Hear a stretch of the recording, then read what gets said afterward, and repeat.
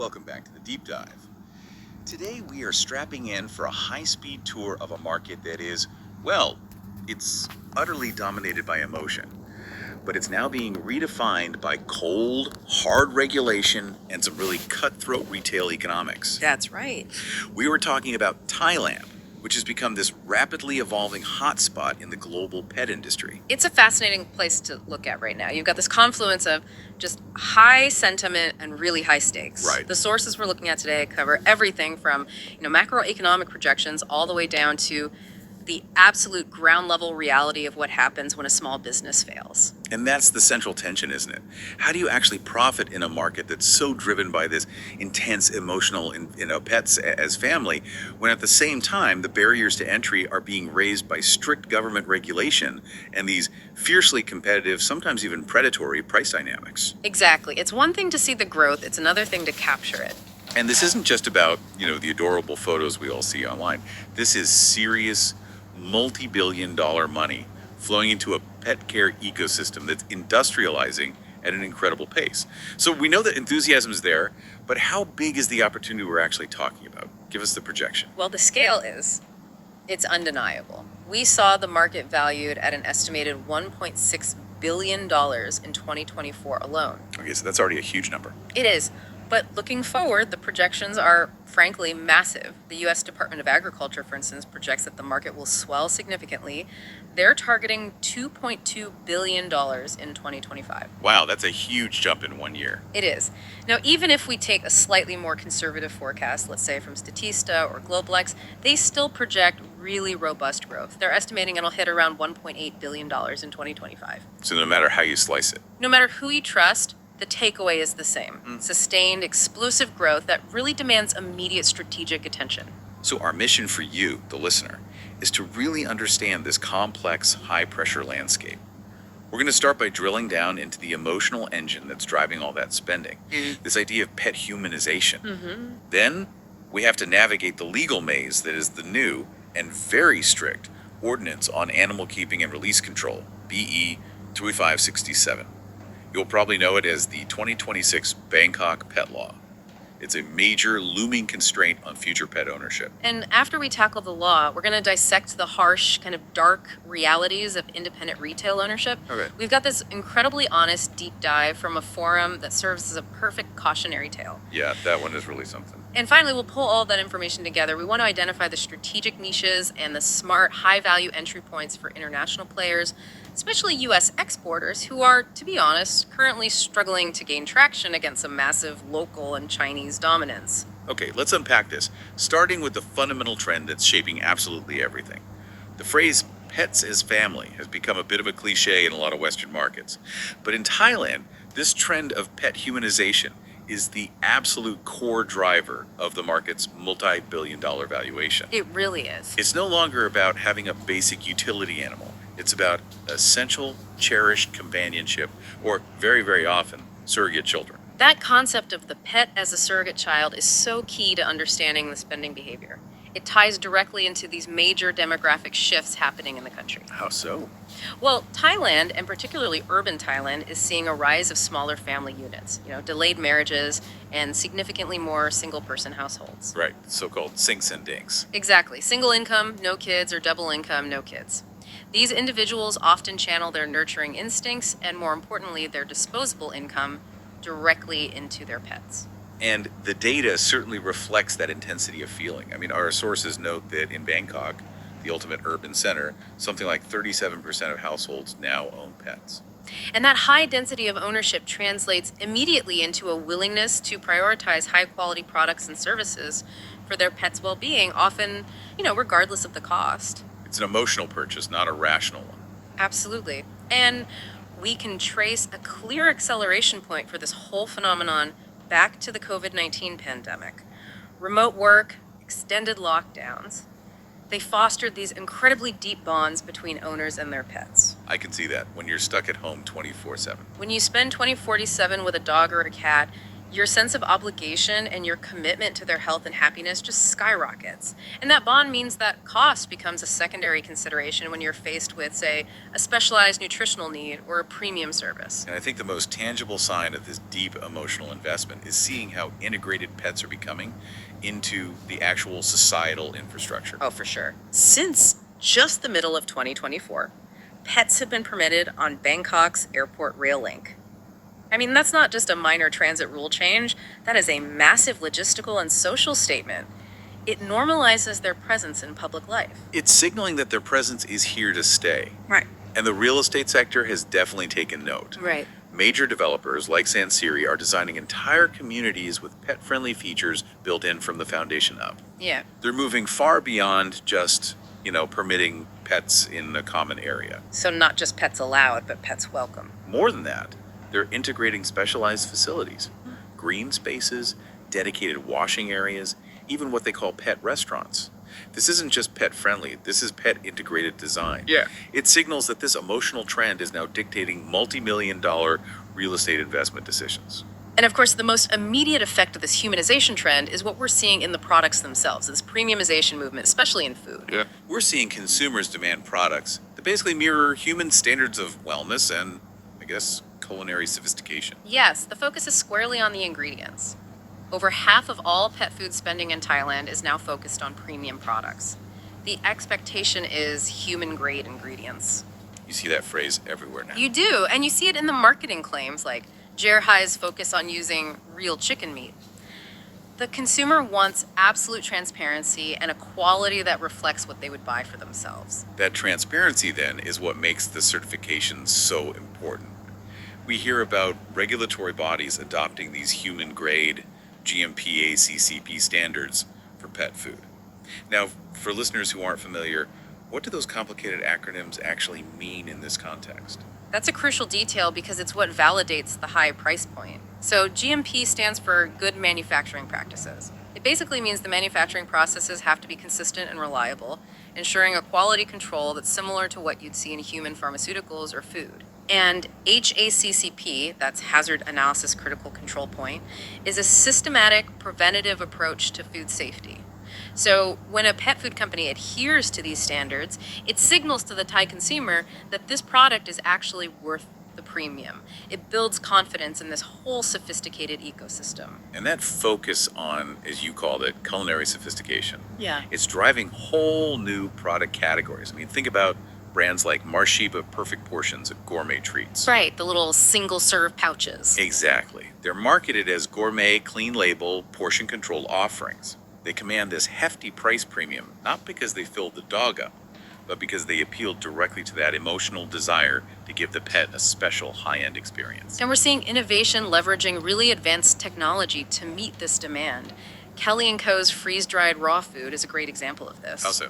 Well, they're leveraging specialized technologies, specifically processes that were originally perfected in the baby food industry to ensure optimal nutritional retention and safety in their freeze-dried products. This is really where high-tech meets high-touch animal care. But this humanization trend has another, maybe profound, maybe even darker demographic counterpart: the medicalization of diet, or what we're calling the silver pet economy. Oh, this is where it gets really interesting because it's driven by two parallel aging populations. You've got the human one, which needs companionship, and then you've got the pet one. Because the pets themselves are living longer. Significantly longer because of better veterinary care, and that extended lifespan creates this massive underserved demand for senior-specific products that are focused on longevity and quality of life. So we're moving beyond just your basic senior formulas into something more specialized, almost medicinal nutrition that addresses specific age-related conditions. Absolutely. The market is increasingly looking for functional solutions that provide preventative care. We're seeing massive growth in products designed to manage conditions that are common in older pets. Like what, for example? Well, for instance, high-calorie soft mousses and purees. They're designed specifically for older pets who might have severe dental issues or just struggling appetites that make eating hard kibble painful for them. And the focus goes right into specialized supplements, I imagine. Exactly. We're talking about targeted functional foods, Think about functional treats that are enriched with ingredients like glucosamine and chondroitin for joint health common supplements you'd find in human geriatric care. Right. But it goes even further into more complex neurological needs. We're seeing cognitive support supplements, often with ingredients like MCTs or specific antioxidants, designed to address what basically amounts to pet dementia or age-related cognitive decline. That signifies a really fundamental shift. Diet is now being viewed as a primary tool for managing geriatric health, not just for fueling the animal. It does. It speaks volumes that Thai owners are willing to invest so heavily in products that promise, a few extra years of comfort and cognitive function for their beloved companion. And it connects right back to that core emotional driver. When the pet is family, the spending on their quality of life, especially in their final years, it becomes non-negotiable. This high-value functional niche is exactly where many international players, especially those with strong scientific R&D backgrounds, should be targeting their entry. So we have this powerful billion-dollar trend. It's all driven by emotion. But where you have high density and high emotional investment, regulation inevitably follows, trying to put some kind of structure around all this growth. It always does. Let's pivot now to the legal maze that's designed to control and constrain that growth, especially in the capital. We're talking about the Ordinance on Animal Keeping and Release Control, BE 2567, which will be coming into force on January 10th, 2026 by the Bangkok Metropolitan Administration, or the BMA. And before we go further, let's just clarify that date for our listeners. BE 2567 refers to the Buddhist era, which corresponds to the year 2024 in the Gregorian calendar. Okay, good clarification. So this law was passed this year, but it's going to start affecting pet owners in early 2026. And this new law is a true game changer for urban pet ownership. The goals seem pretty clear.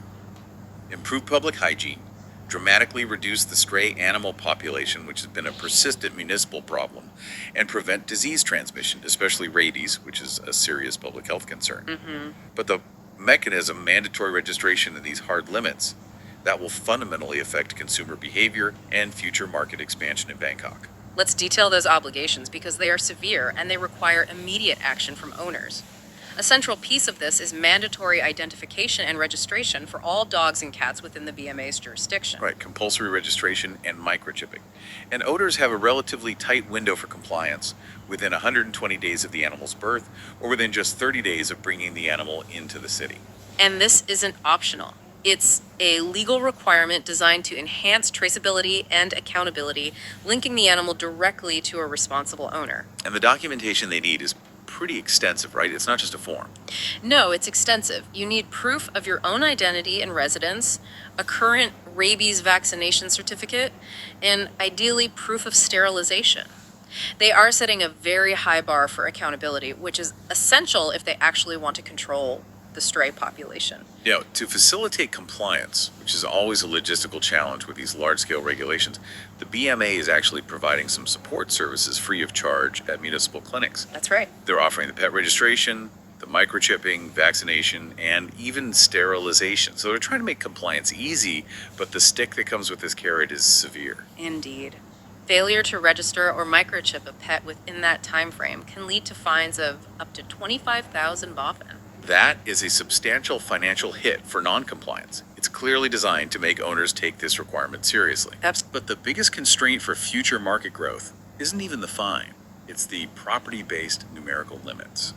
This provision directly targets density, which is, the heart of urban living in Bangkok. This is the provision that will fundamentally structure the growth of pet ownership, especially in that booming condominium and apartment market.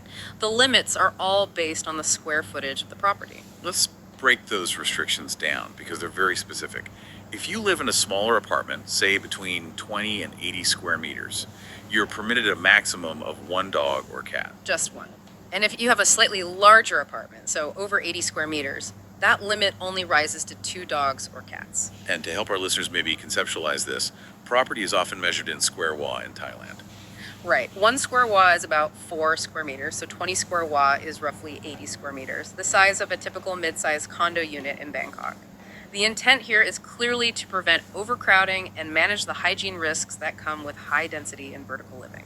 And even if you have a house with a land plot, it's progressively limited, starting with 2 dogs or cats for plots up to 20 square wa. It's a really comprehensive effort to manage the animal population based on available space. And just for context, they regulate other species too, which confirms this ordinance is a holistic approach to animal control. You can keep 5 small birds per square meter, but if you have livestock, a large mammal like a cow or a horse requires a minimum of 200 square meters per animal. They're managing the entire urban ecosystem. And if we connect this to the bigger picture, this law raises a really important question for property owners. These restrictions mean immediate updates to rental contracts and condominium bylaws are needed.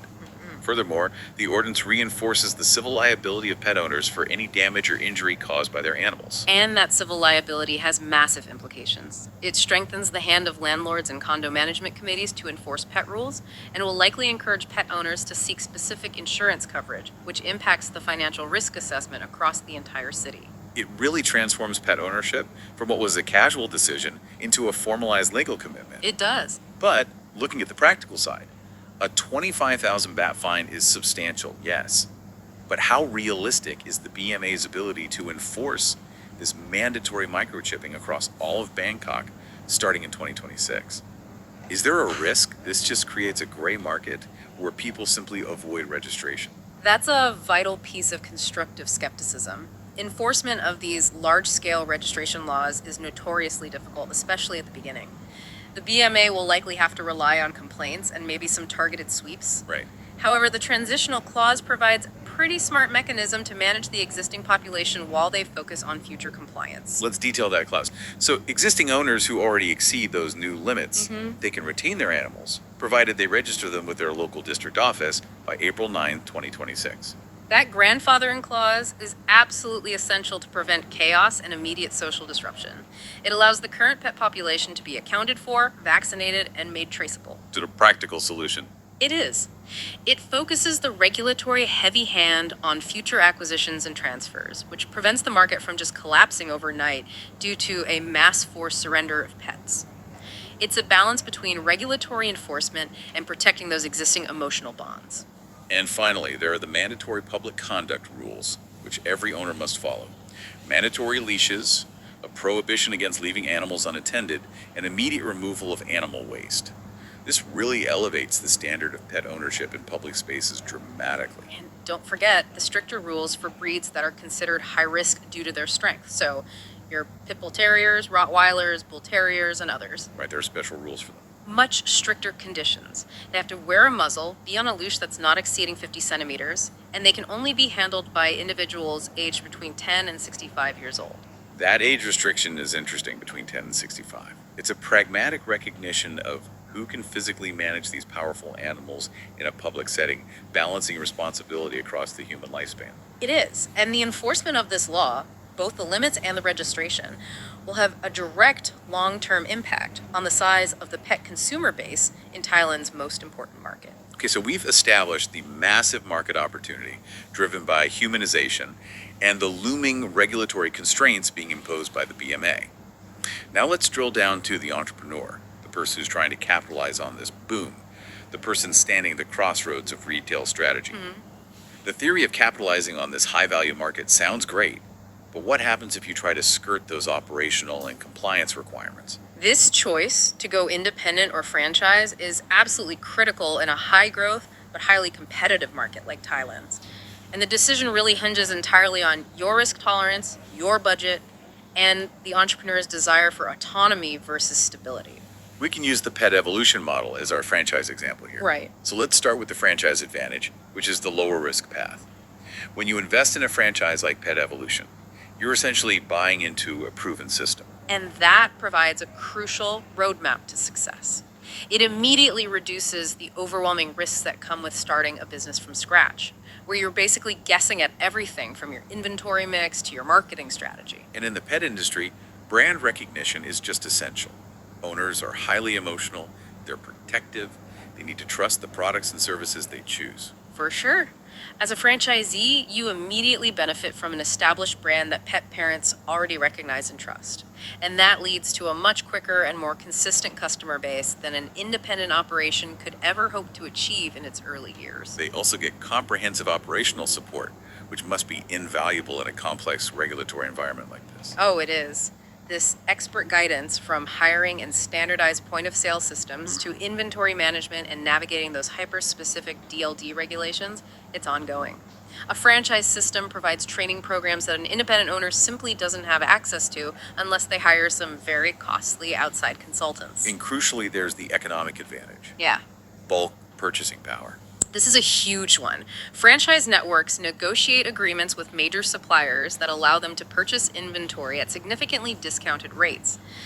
This is a massive competitive edge, particularly in a market that's defined by these razor-thin margins, which we're going to discuss in a bit. Right, without that bulk buying, you're essentially doomed to be undercut. You are, and the franchise model can capitalize beautifully on that humanization trend we discussed by focusing on services. Okay. So Pet Evolution, for instance, focuses on services that meet that premium demand for convenience and wellness, things like self-serve dog wash stations and mobile nail trims that are delivered right to the customer's doorstep. It's selling convenience, not just kibble. Exactly. Now, compare that to the independent challenge. If you go the independent route, you gain full control, creative flexibility, yes, but you have to build your brand, design your operations, and establish a customer base completely from scratch. And that process is hugely time consuming, it's expensive, and it comes with a very high risk of failure because you just lack the safety net and the purchasing leverage of a proven system. The independent owner has to wear so many hats: marketer, accountant, operations manager, inventory specialist, and as we'll soon hear, even pest control expert. Yeah, that high financial risk without a proven model means cash flow struggles are just common in those crucial first few years. You can contrast the typical franchise entry fee, which might be several million baht for a complete system, against the 350,000 baht the independent owner we're going to talk about tried to get started with. And that difference in initial investment often reflects the built-in risk mitigation you're paying for. But regardless of which path you choose, whether it's the low-risk franchise route or the high-autonomy independent path, you cannot bypass the mandatory legal gateway in Thailand. No, you can't. Any animal-related business, from a simple retailer to a specialized grooming salon, must strictly comply with Thai law. And that starts with registration with the Department of Livestock Development, or the DLD. And that DLD licensing process is rigorous. We're talking about a formal 7-step process, which our sources detail. It starts with an initial consultation, moves through a regulatory and zoning check of your proposed location, and then requires some intensive facility preparation. That facility preparation is arguably the most challenging and costly step for any independent owner. It has to meet these strict DLD regulations regarding animal welfare, hygiene systems, and quarantine protocols. So what does that mean in practical terms for a small shop? Well, for a small shop, this entails very specific requirements: non-porous floor materials that are easy to sterilize, robust ventilation systems, designated areas for waste disposal, and, crucially, separate areas for holding sick or newly arrived animals to prevent disease spread. So this isn't just a quick coat of paint. No, this is a serious construction or renovation project designed for biosafety. After all the documents are prepared and filed, DLD officials conduct a mandatory site inspection. They're checking everything from staff qualifications to adherence to cleanliness and welfare standards, and the license is only issued once all those standards are demonstrably met and crucially maintained. How long does that whole process typically take? The time commitment is a major barrier. The entire process, from that initial consultation to the final inspection and approval, often takes 3 to 6 months. And that's assuming no major issues with your zoning or facility prep. For an independent owner paying rent, 6 months of preparation before you generate a single bat of revenue is often financially ruinous. It is. It just underscores the absolute necessity of having that robust structure, whether it's through a high-cost franchise network or expert local consultation, to ensure ongoing compliance from day one. It minimizes the risk of administrative penalties or a license revocation that can shut your business down instantly. Okay, we've been looking at the Thai market from 30,000 feet up, multi-billion-dollar projections, high-level regulation, franchise blueprints.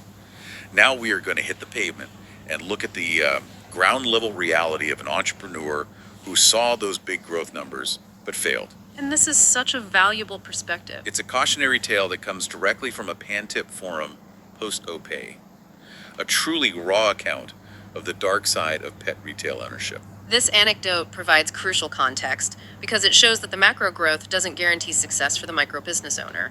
The failure here was rooted in a fundamental isolation, a lack of operational leverage, no bulk purchasing power, and an inability to compete on price, even though the owner operated out of their own home, avoiding massive rental costs. That isolation just amplified every single operational challenge. It really did. So let's start with the financials of this specific failure. Yeah. The owner detailed an initial investment of 350,000 baht, which is a manageable startup capital. That was split between about 150,000 baht for shelves and fixtures, and another 200,000 baht for the initial inventory bowls, shampoo, and, critically, those popular food brands like Whiskas, Friskies, and Mio.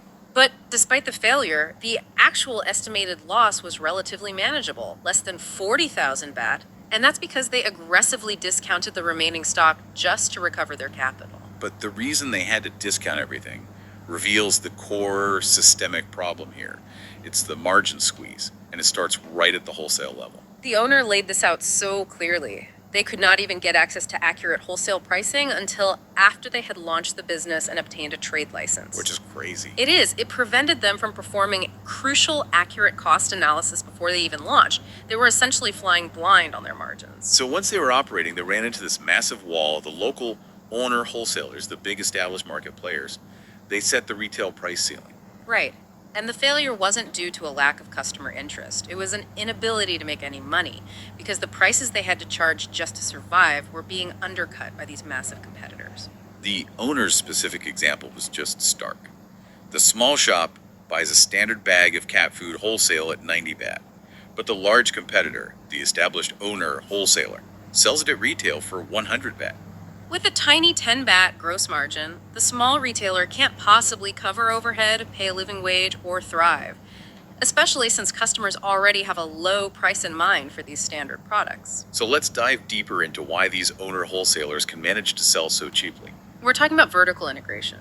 These established players have direct relationships with the manufacturer, so they're bypassing distributors entirely. They might also be running a cash and carry model, where they demand huge volumes up front for these deep, deep discounts. And the small shop, who's relying on a distributor for limited inventory. They simply cannot compete with the pricing power that's achieved through millions of baht of purchasing volume. And the online market only aggravated this price war, didn't it?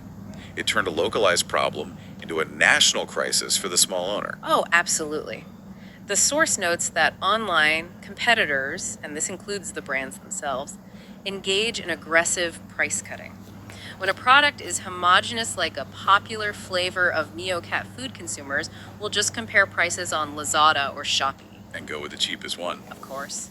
A new small shop relying on a distributor cannot possibly compete against the bulk purchasing power of online aggregators or even the manufacturer who's selling directly to clear old inventory. The small independent retailer just becomes a showroom for the big players. Customers come in, check the price, and then buy the same item cheaper online. It becomes a race to the bottom. Convenience and trust become secondary to the price tag for these basic bulk products. But the financial hemorrhaging wasn't just from sales losses. It was from these incredibly disheartening inventory management nightmares. This is the operational reality that's so often missed in those glossy market reports. First, you have expiration dates. If your inventory doesn't move quickly, and in a price war it won't, it expires. It becomes a direct financial loss. And the owner even noted finding nearly year-old stock at a large competitor, which suggests that managing expiration risk is a systemic challenge across the whole Thai retail pet industry. Yeah. And then there was the pest control problem, the absolute dark side of selling bulk food. Rats. Rats. The owner described this as a constant morale-crushing battle. Rats ruined multiple expensive 10-kilogram food bags. And the rats were highly strategic. They'd often bite into new expensive bags instead of returning to the ones that were already compromised, which maximized the financial damage. That's just devastating. And the owner's description of the pest control failure cycle is so telling and incredibly visceral. They had initial success with cages, then the rats learned to avoid them. They used cheap glue traps, which the rats just ran right over. Then they had temporary success with poison, but after about a month, a new gang of rats would arrive, and the whole cycle of damage and financial loss would start all over again. You can just feel the sense of defeat in that. The owner felt isolated and defeated, constantly fighting a war they just couldn't win. It's the ultimate reality check. Your business is built on food, and where there is food, there are pests, leading to these non-sales related losses that just crush those already tiny margins. The owner's initial 350,000 baht capital was being literally eaten by rats in systemic price wars. And if we connect this back to that strategic decision we talked about, this anecdote provides the perfect justification for the franchise model. The low-margin, high-risk reality of an independent shop justifies the appeal of a system like Pet Evolution, which offers the operational support, the inventory control protocols, and critically, the bulk buying power you need to withstand these crushing price wars. You're paying for a solution to the pan tip problem. That's exactly what it is. So despite the harsh realities for the independent small business owner, the macro growth remains powerful. And that's creating clear niches for international brands, provided they target the right segments and the right channels. Yes. Let's start with the fastest growing pet segment, the cat search. While dogs still dominate the overall market, they account for something like 66.4% of the e-commerce food segment in 2024. Cats are rapidly closing that gap, and they are driving massive innovation. What are the growth numbers like? The cat population grew at an average of 28% annually between 2021 and 2024. That is nearly twice the pace of dog growth. And the reason for that is entirely linked to urbanization and those regulatory constraints we just discussed. Absolutely. Cats are simply better suited for the smaller living spaces, like condominiums, that are increasingly prevalent in Thai cities, especially with the BMA now limiting dogs based on property size. Cats are the future of high-density pet ownership. So this demographic shift means that cat food e-commerce is projected for the fastest growth. It is a 9.5% compound annual growth rate from 2025 to 2033. And this explosion is driving innovation specifically in the mid-price segment, with brands like Mio, Whiskas, and Purina One balancing perceived higher quality with accessible pricing. And I imagine the demand for specialized cat products like advanced dust-free litters or specialized furniture for small spaces, that must be growing exponentially too. Oh, absolutely. Now, moving beyond the product, the delivery channel itself is evolving into what you could call an omni-channel race. GlobalX projects e-commerce sales to hit $600 million in 2025, which is a robust 20% year-on-year growth. But it's not just about selling online versus offline anymore. It's about speed and seamless integration. It's about quick commerce, or Q-commerce, which really capitalizes on the density of these urban centers. Services like GrabMart, using their motorcycle fleets, can deliver pet food in as little as 25 minutes. And that's crucial because the data shows a spike in dog and cat food purchases during that 6 to 8 p.m. window. Right, that peak feed the fur kids moment when owners get home from work and realize they are suddenly low on supply. Q-commerce fills that immediate convenience gap in a way that standard e-commerce just cannot. And the major brick-and-mortar retailers are adapting by turning their physical stores into digital assets. Pet Lovers Center, for instance, uses its network of over 50 Bangkok stores as micro-fulfillment hubs for same-day delivery and click-and-collect options. It completely blurs the line between digital and physical shopping. They're essentially using their store network to defeat the logistical challenges of a major metropolitan area. We're also seeing innovation in self-service convenience. Jerhai, which is a major CPF food brand, is piloting automatic dog treat vending machines in high-traffic Bangkok malls. Yeah, with plans for rollouts in transit hubs and even condo lobbies. This positions vending as a genuine emerging distribution channel. It just furthers that goal of creating an anytime, anyplace retail experience. Now, despite all this opportunity and channel innovation, U.S. exporters are facing some significant challenges and have actually lost ground recently. Why are they struggling so much to penetrate this massive, premium-focused market? They absolutely have. U.S. brands are facing multiple headwinds. First, you've got the economic and logistical hurdles. A 9% import duty, lengthy freight routes, and these really strict DLD compliance requirements, including mandatory audits. The barrier to entry is high. Very, and economically, they are losing ground to aggressive competition from two major sources. And one of those sources is aggressive competition from local Thai manufacturers who have really stepped up their game. Precisely. Thai manufacturers have successfully entered and competed aggressively in the super premium sector, which has neutralized the traditional quality advantage of imported goods.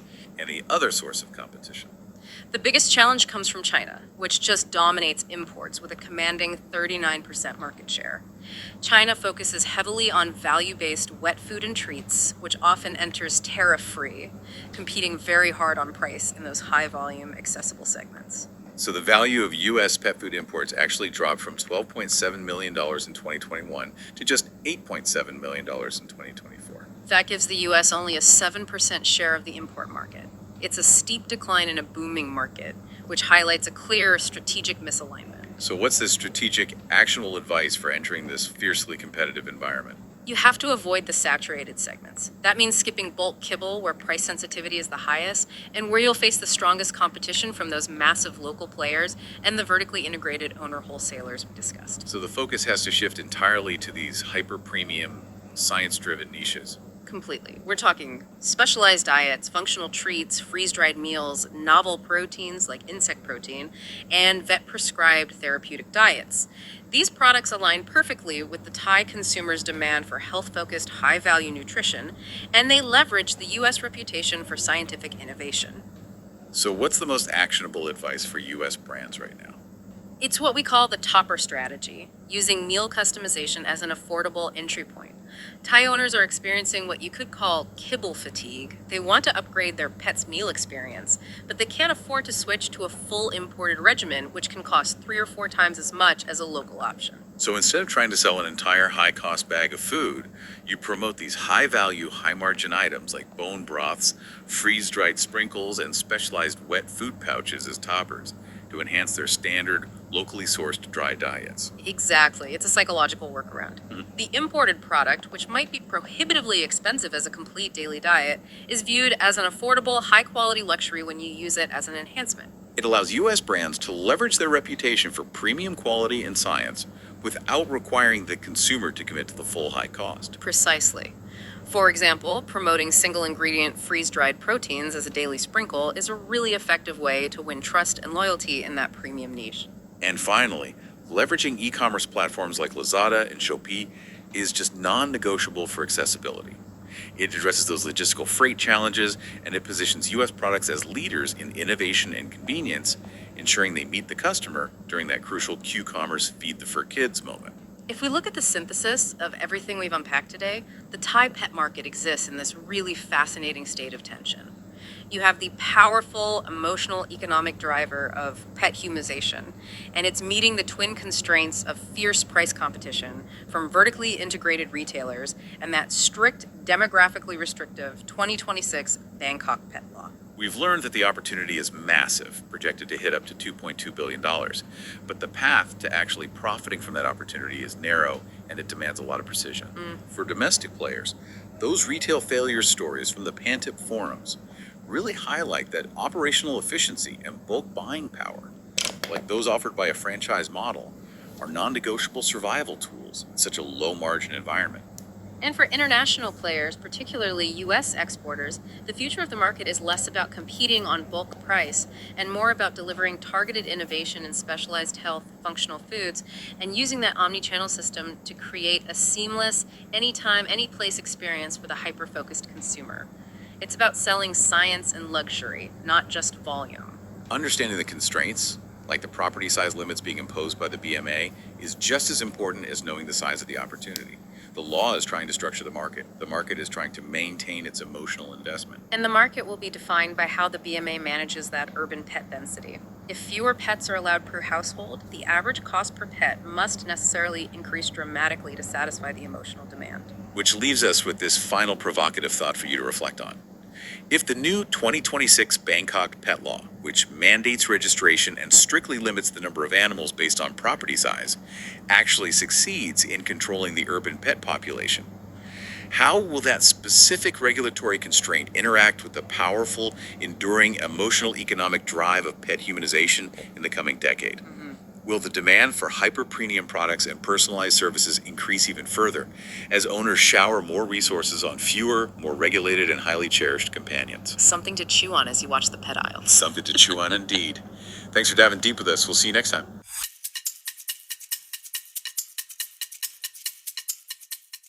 Okay, let's unpack this incredible yet paradoxical market story coming out of Southeast Asia.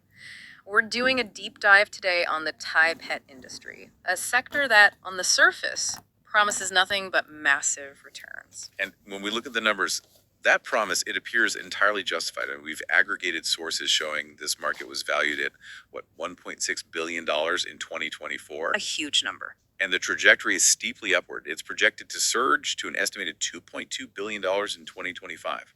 That is phenomenal, sustained annual growth, often exceeding a 10% CAGR. So if you're listening to this, maybe with an eye on entrepreneurial opportunities, you might think this is a gold rush, a guaranteed winner. And that initial assumption is exactly why this deep dive is so necessary. We are not just here to report the macro hype. Precisely. This undeniable growth is fueled by deep-seated social transformations. We're talking rapid urbanization, an aging population looking for companionship, And the big one. and the dominant trend of pet humanization, turning pets into core, indispensable family members.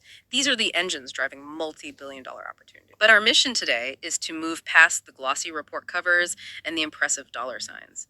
We are synthesizing high-level macro market reports, complex regulatory updates, but crucially, we are contrasting all of that with the brutally honest, ground-level confession of a small, independent shop owner. Someone who saw the boom, invested their capital, and ultimately failed. So we have two completely conflicting narratives for you today. On one side, massive, almost vertical economic growth and a surging consumer willingness to spend. And on the other, On the other, the dark reality of low margin, cutthroat retail competition, haunted by operational nightmares that can easily sink a new, undercapitalized venture. so the core question we're asking for you, the learner interested in entering this market, is simple but critical. Given the current state of distribution and competition, is starting a physical pet shop in Thailand a viable business for a new entrepreneur right now, or should they be strategically looking elsewhere in the value chain? Let's begin by detailing those immense macro forces, the true source of the opportunity. Okay, to start with the sheer scale and consumer prioritization. The pet food market alone, so just the kibble, wet food, and treats, is expected to reach $1.8 billion in 2025. That's just the food. Just the food. That shows you that pet nutrition isn't an afterthought, it's a primary household budget item. And the single biggest cultural pivot driving this is what you mentioned earlier, pet humanization. This isn't just about giving your dog a fancy bed, is it? It's a profound lifestyle commitment where pets are viewed as essential family members. Sometimes filling the role of surrogate children. Right, especially in high-density urban settings. Our sources show this is most intense in Bangkok, where 37% of households own at least one pet. And this trend is fundamentally tied to the demographic shift that come with social prosperity. Modern Thai society is mirroring global trends. Smaller families, a rise in single-person households, and an increasing desire for privacy and solitude in that fast-paced urban environment. So pets step in to fill that companionship void. They fill that crucial emotional void. They are an affordable, immediate source of unconditional love, a feature of modern, comfortable urban living. And the financial sustainability of this boom looks robust, driven by a demographic sweet spot. It is. The key pet parents right now are individuals aged 24 to 41, the economically stable working age core. The ones with disposable income. Exactly. They are already spending an average of 1,200 Thai baht per pet annually. Now, to give that context for an international listener, 1,200 THB is roughly 33 US dollars. Which might not sound like a lot, but in the context of regional spending. It signals significant dedication. And this spending is only projected to swell as the animal-loving younger generations gain even greater economic stability. That spending capacity then translates directly into the second massive trend, premiumization. Or, as we often term it, the elevated diet. Over half of all pet food spending in Thailand is now focused explicitly on premium and super premium products. Consumers are demanding the same standard of wellness, quality, and even culinary sophistication for their pets as they seek for themselves. And this is where the operational reality of humanization really kicks in, isn't it? Consumers are actively seeking human-grade ingredients, shifting away from generic byproducts. Right, we see this heavily marketed by key regional players, like Gerhai. Their entire brand reputation is built on the verifiable use of real chicken meat. But it goes beyond just protein sourcing. So it's the full medicalization of diet. That's a great way to put it. It's turning simple food into functional health support. Pet parents are looking for specific functional foods, not just maintenance calories, but targeted support for issues like gut health. Probiotics, fiber blends, Joint care, I assume. joint care with glucosamine and chondroitin, and cognitive support for aging pets. We're even seeing novel proteins entering the market, like insect protein or MSC-certified fish sources. And the product formats are getting increasingly sophisticated. I've seen these highly specialized, like freeze-dried raw foods. Yes, which aims to maximize nutritional integrity. And the marketing for these products perfectly mirrors human gourmet trends. Take a global player like Mars Sheba. Perfect portions, They market chef-style mousse caps, portion-controlled servings designed for fastidious pets, and a strong, clean label focus. It's designed to make the act of feeding feel like providing a high-end, curated dinner experience. Precisely. And what's fascinating here is that this drive for quality is not just industry hype. It's being institutionalized by the government, which significantly impacts market entry. You mean the DLD? Yes, the regulatory body, the Department of Livestock Development, or the DLD. They're actively adopting human-grade standards like GMP and HACCP for pet food production. Okay, that sounds great for the consumer, right? It builds trust and quality. But how does the mandatory adoption of these human-grade standards affect the actual business environment? Does it significantly raise the barrier to entry for smaller local producers? Oh, absolutely. It's a classic double-edged sword. While it instills consumer confidence, which fuels that premiumization trend, it drastically increases the operational complexity and the capital investment required for producers. How so? What does GMP compliance actually entail? It means stringent quality control checks, documented processes, specialized, easy to sanitize equipment, and formal training for every staff member. HACCP requires an in-depth analysis of every single potential contamination point, from raw material sourcing to final packaging. So a small local kitchen operation can no longer compete? Not really. This regulatory move forces compliance, effectively favoring larger established producers who already have that ISO level certification or the capital to quickly upgrade their facilities. That makes the barrier to entry for manufacturing significantly higher. Speaking of high-end niches, our sources point to this ultra-premium segment carved out by local brands. Yes, and this is so interesting. Companies like Dogster Food, Pawdy, and Hoya Barkery are succeeding by making pet treats look visually and aesthetically identical to human artisanal food. You mean like little cakes and ice cream for dogs? Exactly. Personalized birthday cakes, pet ice cream, visually appealing snacks. These products aren't just selling nutrition, they're selling an emotional connection and a status symbol. They're designed to be photographed and shared on social media, reinforcing that whole pet humanization narrative. Now let's talk species shifts, a critical factor for any new retailer or service provider. While dogs historically dominate ownership nationally, around 52% versus 44% for cats, we need to look at the growth rate. And that's the key metric. The cat population growth rate is nearly double that of dogs, surging by 28% annually between 2021 and 2024. And that's a direct consequence of urbanization. It's a direct, quantifiable consequence. Cats are uniquely suited to the dense, high-rise environment of Bangkok. They require smaller living spaces, they're quieter, they tolerate being left alone for longer. Which means the cat food segment is growing fastest. By far. It's projected for a 9.5% CAGR in e-commerce alone. Any new business must factor in cat parents as their most rapidly expanding customer base. And finally, the longevity factor. The silver pet economy. As vet care improves and owners invest in better diets, pets are simply living longer. Which creates a massive, underserved demand for senior-specific products focused entirely on maximizing longevity and quality of life. And this moves well beyond just standard geriatric food. Oh, way beyond. We are talking about highly specialized dietary interventions. For older pets with dental issues, we see demand for high-calorie soft mousses that require minimal chewing.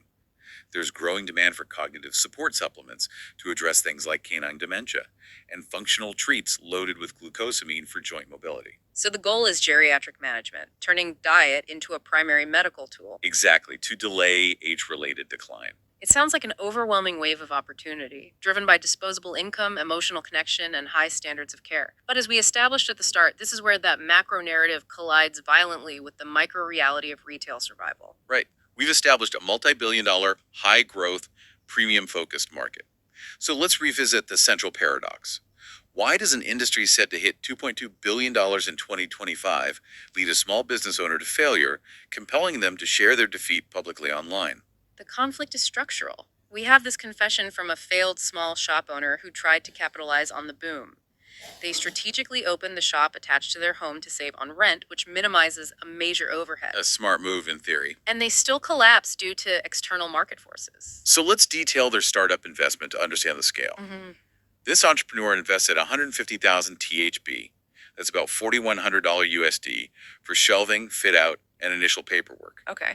Then they committed another $200,000 THB, around $5,500 USD, for initial stock, just trying to cover the basics. A few popular brands of dry food, some wet food, and maybe 30 or 40 sundry items like leashes and toys. And the total loss in the end. Upon closing, even after aggressive fire sales, Their estimated total capital loss was less than 40,000 THB. So they didn't lose a life-changing fortune, but they lost the battle against the market structure. The primary cause of failure, confirmed by the source, was the margin squeeze being attacked financially from every possible angle. And the first critical pressure point comes directly from local market dominators. Right, which are frequently the large wholesalers or the long-established high-volume shops in the area. And these local dominators, they effectively establish an immovable retail price ceiling. They do. They operate on vast volume, allowing them to accept extremely thin margins. The small, new retailer, in contrast, often gets their goods from a secondary distributor at a higher wholesale cost. Let's use a simple example. A popular sack of kibble might cost the small shop owner 90 THB wholesale, but the local market dominator is selling it at 100 THB retail. That leaves a dangerously razor-thin 10 THB margin. So if the small retailer tries to price the item at, say, 105 THB to cover their overhead, Customers will just walk out. They're extremely loyal to their pet's specific food and hyper-aware of local pricing. They'll go right to the established competitor. and that 10 THB margin is utterly insufficient to cover rent, utilities, staff, or, crucially, inventory loss. And this problem is compounded by the supply chain mechanics. To get that low, competitive wholesale price, distributors often operate on a tiered system. New, small entrants are always relegated to Tier 3 or Tier 4 pricing, meaning they pay significantly more per unit. So to move up a tier, they'd need to buy in huge volumes. Exactly. They often have volume minimums that require purchasing several hundred units of a single scheme, a risk that is just impossible for a small startup. They are forced to sell at the established retail price ceiling while operating at a cripplingly high cost of goods sold. So if the physical store is impossible to survive due to these local price wars, the knee-jerk pivot for a new entrepreneur might be to move entirely online. Right. The source confirms the brutal nature of the online price war, a fight focused purely on achieving the lowest possible price. Because platforms like Shopee and Lazada create an instant, frictionless comparison tool for the consumer. Making price the single most dominant factor. Online sellers often use loss leader strategies, absorbing shipping costs or offering deep, unsustainable discounts purely to gain visibility and search ranking. And the small shop owner, already squeezed offline, finds they can't afford the platform fees, the promotional pressure, and the logistics costs to compete online. And it gets worse. The competitive landscape online is even further distorted by the behavior of the key brands themselves. Our sources reveal that major pet food brands sometimes sell directly to consumers through their own official online stores. Undercutting their own retailers. Completely. They offer discounted bundle deals and leverage their own logistics networks. If a brand sells directly, they bypass all distributor tiers and receive 100% of the margin, allowing them to aggressively undercut the small retailers. So a new small player simply cannot win. Not against the combination of volume-based online players and the brands themselves. But there's a paralyzing hurdle that hits new entrants even before they stock the shelves, the supply chain registration challenge. This is a huge one. Key brands require a formal business registration certificate before they will even share their wholesale price contracts. Think about the sequence of events that forces on the entrepreneur. They have to commit capital for shelving, fit out, maybe sign a lease, pay for business registration, all without knowing their true final cost of goods. They are buying completely blind, only to discover their landed costs, place them immediately into that unprofitable 10 THB margin trap. The operational risk of ignorance is financially devastating. Beyond the financial pressures, the sources reveal some truly grim operational realities unique to this type of retail, specifically around continuous inventory risk and, vividly, the pest problem. Inventory risk is constant. Because the margins are so low, sales velocity has to be high to survive. If sales are slow, stock sits on the shelf, expires, and that's a direct, unrecoverable loss. But the failed shop owner detailed a much darker, visceral reality. The rat problem. Which is inherent in storing and selling large quantities of dry pet food. It's a continuous, cyclical drain on profit. Selling high-value pet food attracts rodents, specifically rats, in urban environments. And these pests don't just consume, they cause continuous, unrecoverable damage to large, expensive bags of kibble. The owner described them as an intelligent, recurring presence. And their behavior maximizes financial loss. The traditional low-quality traps, the cheap cages or weak glue traps, they work for a month, maybe two, before the rodents learn the patterns and start avoiding them. And the source mentioned they don't just finish one bag. No, that's the worst part. The owner noted the rats would often bite into multiple new sealed bags instead of finishing one, maximizing the contamination and forcing the owner to discard more inventory, So the desperate short-term solution was poison. which only provided a temporary reprieve, a cycle of about 1 month before a new gang of rats take their place. This highlights a critical, often overlooked overhead cost. For true survival, this requires professional integrated pest management. And that's not cheap. It's a significant mandatory expense that eats into those thin margins. It requires commercial grade bait stations, maybe sealing the flooring with concrete, and consistent visits from a licensed pest control company. This shifts the expense from a few hundred baht for cheap traps to several thousand baht per month for professional service. An expense the razor-thin 10 THB margins simply cannot absorb. Not at all. The stark takeaway from this entrepreneur's failure confirms the critical business fundamentals needed to survive in this saturated industry. The consensus for viability revolves entirely around minimizing overhead. That absolutely means avoiding expensive rents. Owned property is identified as the single best competitive advantage, turning a major fixed cost into a lower fixed property tax. You also need deep, accessible capital reserves, a thick buffer, because the market structure guarantees that the first 12 to 18 months will be defined by incredibly slight, if not negative, margins. And perhaps the most crucial pre-entry lesson for the aspiring entrepreneur. You must conduct a thorough, self-conducted market survey, meticulously checking local competitors, zoning regulations, and neighborhood demographics before you commit any capital. The failed shop owner assumed good location and low overhead would be enough. They were destroyed by pricing and supply chain realities they failed to anticipate. They needed to know the competitor's selling price for the top 5 fastest moving items before they signed the first supplier contract. So the inescapable conclusion from the micro retail failure is that simply opening a physical store stocked with standard kibble and wet food is, well, it's a recipe for quick financial disaster. It is. The competitive battleground has moved entirely to the digital sphere and logistics supremacy. The e-commerce platforms are no longer a side channel. They're critical drivers of market growth, growing at an 8.7% CAGR overall. And the projected e-commerce market value for pet food alone is staggering, $600 million in 2025. That reflects a consistent 20% year-on-year growth. And consumers are driven by convenience and value. They flock to platforms like Shopee and Lazada because they offer guaranteed doorstep delivery, instant price comparison, constant discount offers, loyalty programs, And the ability to bundle purchases. Exactly. Buying food, accessories, and treats all together to maximize efficiency and save on shipping. This holistic convenience is the new baseline expectation that small physical shops simply cannot match. And the market is shifting at breakneck speed. It's moving away from that old online versus offline distinction and demanding a seamless, integrated, anytime, anyplace experience. Which brings us directly to the rise of quick commerce, or Q-commerce. Like GrabMart. Exactly. Q-commerce providers like GrabMart are redefining convenience by offering delivery of essential pet supplies in as little as 25 minutes. And this speed is critical because consumer buying behavior is highly predictable.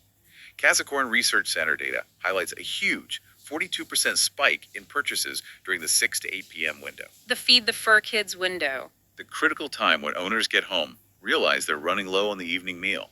Instant fulfillment is now necessary to capture those high urgency sales. So if the peak demand is 6 to 8 p.m., how do major successful retailers use their physical assets to compete with that Q-commerce urgency? They execute aggressive omni-channel integration. They treat their physical stores like the Pet Lover Center's 50-plus Bangkok locations, not primarily as traditional walk-in retail spaces, but as distributed micro-fulfillment hubs. What does that mean in practice? It means the store's inventory is dynamically linked to the online sales platform, allowing them to fulfill online orders using the physical store stock for same-day delivery via services like Grab or for click and collect.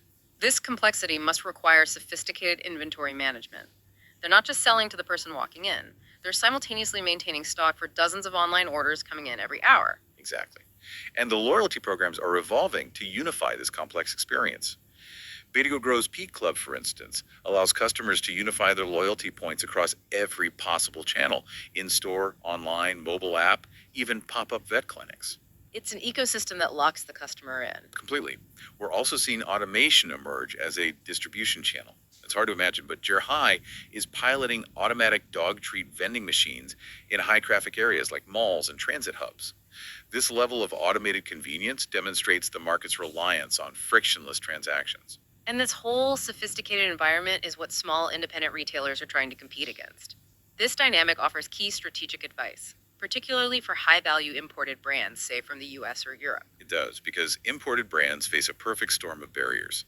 There's a mandatory 9% import duty, lengthy and expensive compliance to meet the new Thai DLD standards, and fierce price competition from domestic manufacturers and tariff-free Chinese wet food. So they have to find a niche. They must. The sources suggest success lies in specialized, science-driven, high-margin, louche products.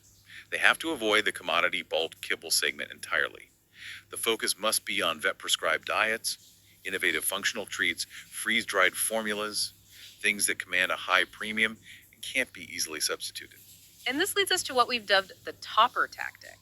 Since a full imported premium diet is prohibitively expensive for most Thai consumers, it often leads to what's termed kibble fatigue, where customers are constantly switching brands for a better price. So the strategic entry point for these high-value international brands is selling high-value toppers.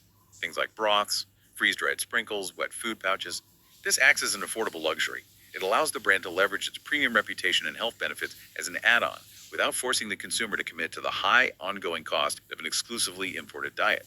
It's a very smart way to maintain premium positioning while respecting the market's price sensitivity. So, if pure retail is a battlefield defined by logistical supremacy and suicidal margins, where is the real opportunity in this $2.2 billion economy? It must be in the service sector. Absolutely, where physical facilities, expertise, and human labor create a barrier to entry that digital price wars simply cannot overcome.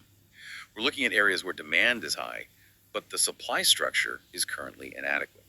What the sources identify as serious pent-up demand. First up is pet hospitality, premium hotels, and boarding services. The demand is so immense that customers often need to book 2 to 3 months in advance to secure a spot. Who is this clientele? Typically high-income urban professionals, executives, frequent international travelers who lack the traditional extended family support networks for pet care. They need reliable, high-standard care and are ready to pay a significant premium for it. And what are these high standards? It's not just a cage and a blanket, I'm guessing. No, it requires massive capital investment. We're talking large, customized spaces, specialized infrastructure like dedicated pools for dogs, and critically, completely separate, specialized cat-only areas to reduce stress. But the real barrier isn't just the capital, it's the human element. This demands more than basic business acumen. It requires genuine, certified expertise in animal behavior and health management. That makes me wonder, how do you formalize that genuine love into a viable, insurable business model? Isn't that just a cover for needing highly certified professional staff who understand liability? It is precisely that. The business risk is enormous. You need robust liability insurance for things like a dog biting a staff member or an animal injuring another pet. You need staff with certifications in animal first aid. The love is the marketing. The certification and insurance are the operational necessities. A fascinating high revenue model that emerged from this need is the pet service apartment. This caters to a very specific niche. Frequent international travelers, think air hostesses, pilots who need long-term stays for their pets, often for weeks or months at a time. This model generates steady, very high revenue. But it comes with extreme owner expectations. Extremely high. Owners often demand 24-hour CCTV monitoring access to check on their pet remotely from halfway across the world. They expect personalized feeding plans, specific exercise routines. Which raises the risk of service disputes if care is perceived to be subpar. Significantly, an owner returning after 2 months might be hypercritical of weight, coat condition, or minor behavioral changes, leading to time-consuming and expensive liability issues. Moving to essential services, let's look at health and grooming.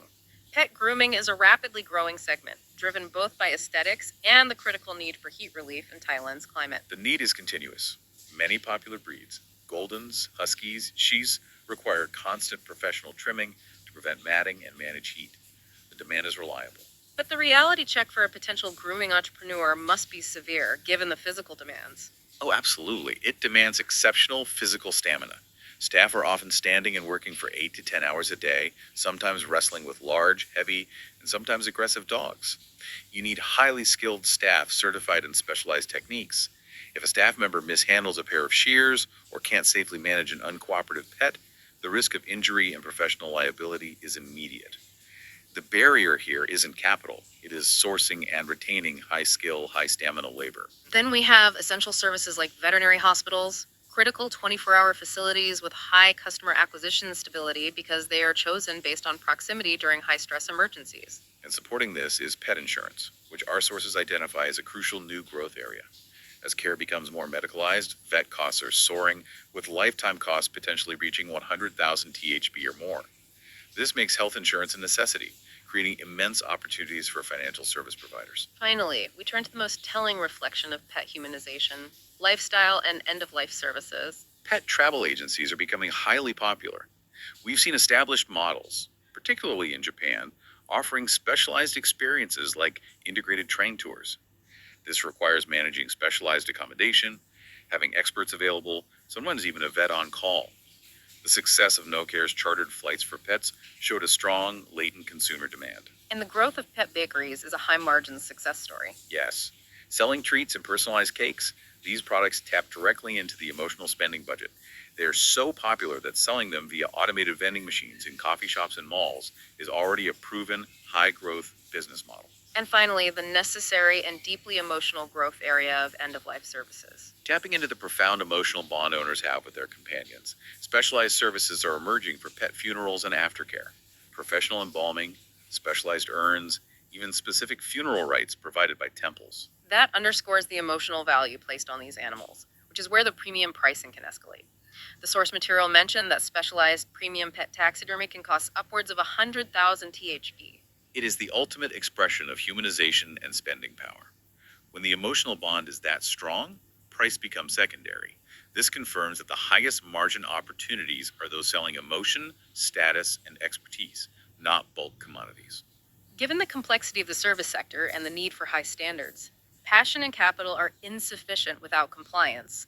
The Thai regulatory environment imposes strict rules that are major operational factors. Let's start with initial licensing. All animal businesses in Thailand retail, grooming, boarding, must register with the Department of Livestock Development, the DLD. This mandates strict adherence to welfare, health, and safety standards. We've mentioned DLD compliance involves human-grade standards for food, but what does DLD licensing require specifically for a service business, like a groomer or a boarder? What is the practical operational cost? The process is rigorous and time-consuming. It starts with an initial consultation, a thorough check of zoning, and then extensive facility preparation, which is the expensive part. It means ensuring industrial-grade hygiene protocols, specialized ventilation systems, and detailed quarantine protocols for sick or newly arrived animals. So we're talking about investing in specific, non-porous flooring, specialized drainage systems, high-efficiency air filtration costs that are far higher than a standard retail fit-out. Exactly. Only after the facility is prepared can the owner file the detailed documentation. This triggers the critical site inspection by DLD officials. They look for practical adherence to the rules. This process takes time, requires expert consultation, and is mandatory. But the truly significant game-changing operational factor, especially for any business in the capital, is the Bangkok 2026 Pet Law. This new ordinance, issued by the BMA in 2024, takes full effect on January 10, 2026, and dramatically raises the regulatory stakes across the city. This law is a foundational shift in how pet ownership is managed in Bangkok, and it has profound implications for businesses. Let's detail the core requirements. The new law makes the registration and microchipping of all dogs and cats in Bangkok mandatory. Owners must register pets within 120 days of birth or 30 days of bringing the animal into the city. And the documentation burden on the owner is rigorous. Registration requires proof of identity, a current rabies vaccination certificate, and, if applicable, a sterilization certificate. While the BMA is wisely offering free microchipping services at municipal clinics, the ultimate legal responsibility and the financial risk of non-compliance remains squarely on the pet owner. Here is the regulation that will most fundamentally shape the future market density: the property caps.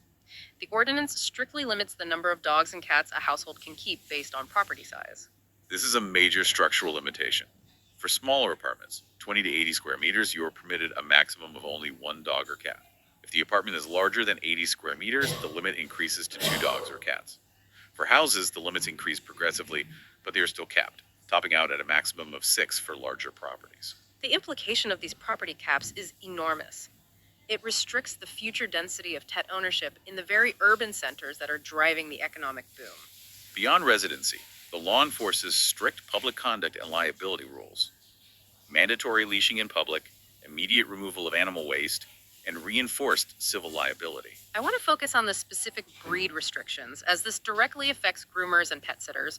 Which breeds are targeted? Due to historical concerns, certain breeds like pit bulls, bull terriers, and Rottweilers are subject to extremely strict handling protocols. Owners must get special authorization from the district office. And what are the physical restraints required? When in public, these animals must wear a muzzle at all times and be kept on a leash no longer than 50 centimeters. And they may only be handled by individuals aged between 10 and 65. For a groomer or pet walker, this means you need specialized training and specific insurance coverage just to manage compliance for these high-risk breeds. And the penalties for noncompliance are severe. Substantial. Yeah. Failure to register or microchip can result in fines up to 25,000 THB. The BMA is serious about enforcement. What about existing owners who are currently exceeding the cap? The law includes necessary transitional provisions.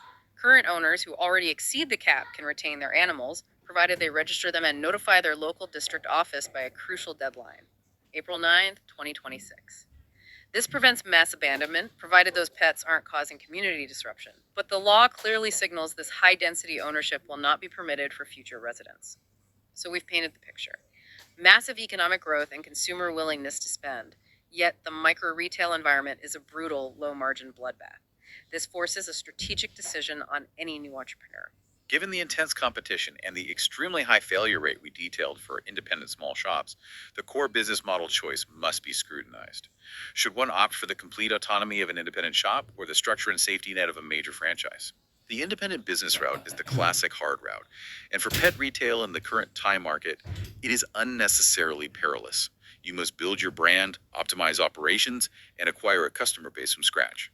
It's expensive and time-consuming. This means total isolation. The independent owner wears every operational hat: marketing, regulations, inventory, fighting the rat problem, all without expert guidance. The financial risk is cripplingly high. The upside is, of course, complete creative freedom. Conversely, franchising offers several distinct, powerful advantages that directly mitigate the deadly risks we identified earlier. First, you are buying into a proven, de-risked business model. The franchisor has already tested the market, figured out what sells, and knows what operational systems don't work. You also gain instant brand recognition and, more importantly, instant consumer trust. A franchise provides that instant, established brand confidence, leading to a quicker customer base right from day one. And the support structure is invaluable, especially with the rising regulatory complexity. Training covers everything from hiring, inventory management, and explicit guidance on DLD compliance. But the biggest advantage, the crucial competitive edge that the failed small shop owner lacked, is bulk purchasing power. This is the financial muscle required to survive the low-margin fight. Walk us through that advantage. How does a franchise's purchasing power overcome the price war? Franchises negotiate massive contracts directly with manufacturers or Tier 1 distributors. This allows the individual franchisee to purchase inventory at heavily discounted bulk rate prices, significantly lower than the Tier 3 pricing available to the independent owner. This is the only way a physical store can obtain the necessary margin buffer to compete effectively against the price ceiling set by local dominators and the aggressive pricing of online marketplaces. So while the franchise requires significant upfront fees and limits creative autonomy, the trade-off is essential. It offers vastly lower risk and higher stability in a market defined by predatory pricing and high regulatory demands. It provides the financial and operational structure necessary to survive. So to sum up, the Thai pet market is an undeniable economic engine driven by immense consumer emotion and spending capacity. But the physical retail segment, especially for commodity food and basic supplies, is currently brutalized by digital price wars and crippling margin pressure. Success requires a fundamental strategic pivot entirely away from the simple retail model. The largest opportunities lie either in specialized, high-margin, service-based offerings, premium pet hotels, certified grooming and veterinary health, or, if you must be in retail, leveraging the bulk purchasing power and integrated logistics provided by major franchises. So what does this entire analysis mean for you, the learner? The core insight is that the market is defined by a severe misalignment. Massive consumer willingness to spend, driven by humanization, clashing violently with a fragmented, low-margin, and structurally outdated retail infrastructure. The biggest winners are those strategically investing in high-compliance integrated pet micro-fulfillment hubs. These are businesses that capture revenue across multiple sophisticated channels. high-margin products, vet services, and rapid online fulfillment, rather than relying on the impossible task of profitably selling sacks of standard dry food. As a final provocative thought for you to mull over, we have confirmed that the Thai market is hyper-focused on wellness, status, and humanization, mirroring the most extreme Western pet trends. We've seen specialized bakeries, pet travel, and even temples offering funeral rites. We noted that premium pet taxidermy can command costs upwards of 100,000 THB, reflecting an extraordinary depth of emotional spending. Considering the current focus on wellness and status, which Western pet trends beyond just food and basic grooming do you think are truly poised to explode next in the Thai pet economy? Could it be specialized psychological services for stressed urban pets, customized high fashion pet apparel, or perhaps comprehensive pet inheritance and legal planning services? The market is ready for the next level of emotional investment.